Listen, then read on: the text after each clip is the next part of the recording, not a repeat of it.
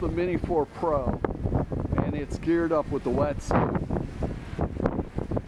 And it's in some snowstorm. The winds are 15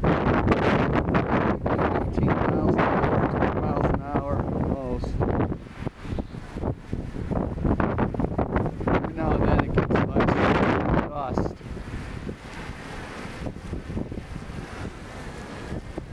But I just wanted to see for myself how this is going to handle. This is the first time it's seeing snow, and really negotiating some tougher winds just about every angle.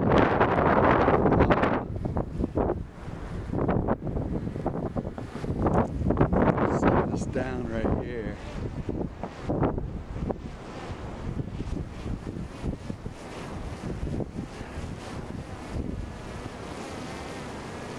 Yeah, my ears are frozen already. Normally I'm flying from inside the car, but I just wanted to get a little bit more dramatic footage. It's also the first time it's in a wet snow. We know how it negotiates the rain with the wetsuit. This is a pretty heavy snow. So, some time to go through this process.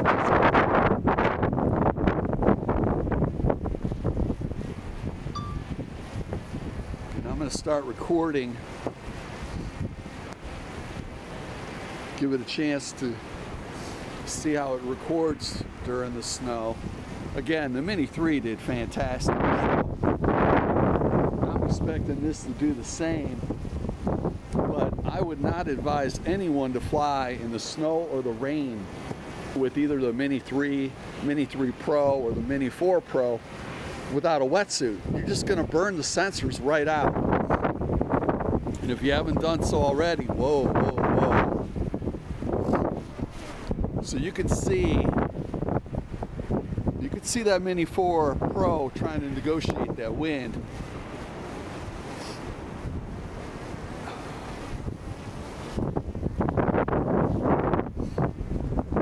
God, it is cold.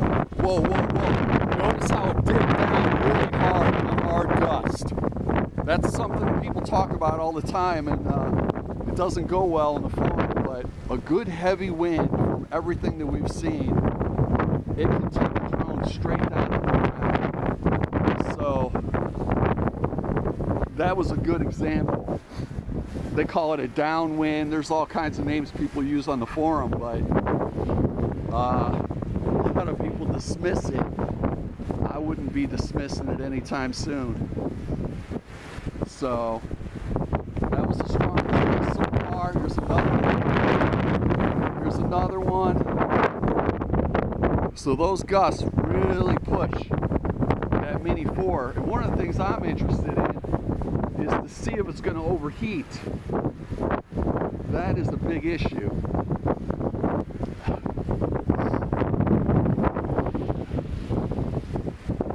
God, is it freezing cold. Woo! It's going right through my ear muffins. Yikes. Okay, so I think that was about maybe a 3.5 foot. And we're just hovering, that's all we're doing. We're hovering and we're recording the action. I didn't quite have a full battery, so I don't think I'll be going too long. But this will give you a good idea of a good winter storm. As long as you have the wetsuit, you can negotiate it. You can negotiate the wet snow. You can negotiate the gimbal because the gimbal's protected. You've got our tabs that are set right inside. Super thin, but super protective. Easy to work with and always on your drone, so you don't have to worry about forgetting it. We're expected about 6 to 8 inches here. I'm on the lakefront. I've got the river on the side of me and the lake in the back of me. But it's too dark, you won't see anything. There's another gust. There's another gust. There's the circling we see.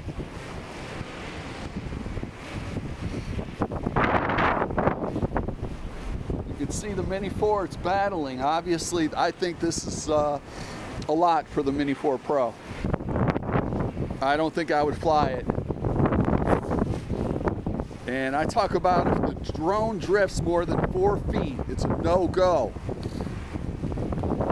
And I think we've seen 3 feet. I don't think we've seen 4 feet though.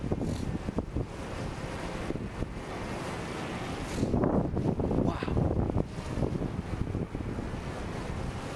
All right, I'm gonna stop the recording because there's really nothing going on from the camera side of things.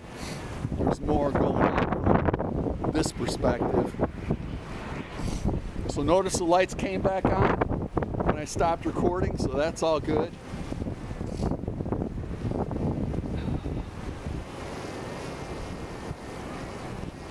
And it is blowing snow. My whole face is covered. Now, a lot of people talk about ice on the props and all that.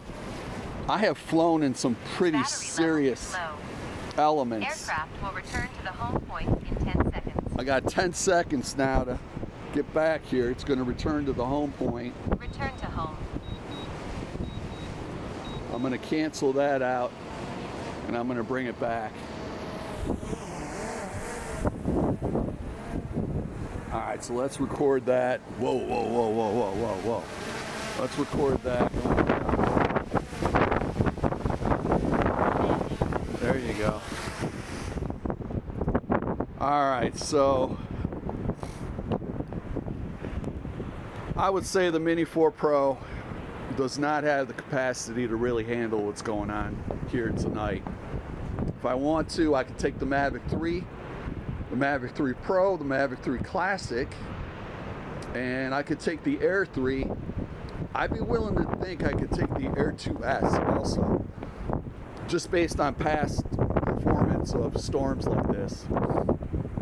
But that Mini 3, obviously. But other than that, it negotiated well, no errors, no overheating. And I feel very comfortable with no matter how wet it gets or how much snow comes down on top of it, that the wetsuit will do its job and keep it up in the air flying for years to come as long as it's protected.